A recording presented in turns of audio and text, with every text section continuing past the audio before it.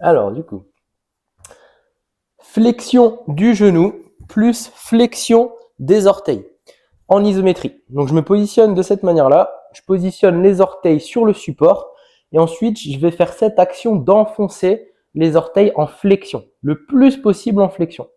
Et ensuite, je fais cette action de vouloir fléchir le genou. Donc, j'essaie vraiment d'enfoncer le support dans le sol, vers le bas.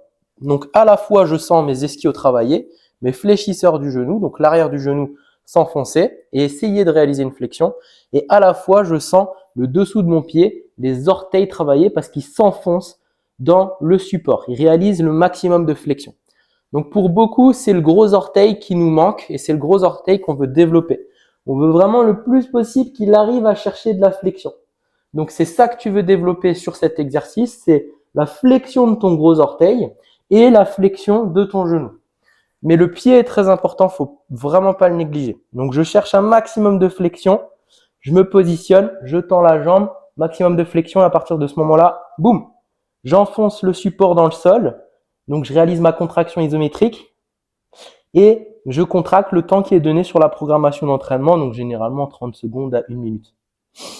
J'inspire par le nez, j'expire par la bouche, je respire et je mets beaucoup d'intensité. Et je me concentre à fond sur ce gros orteil.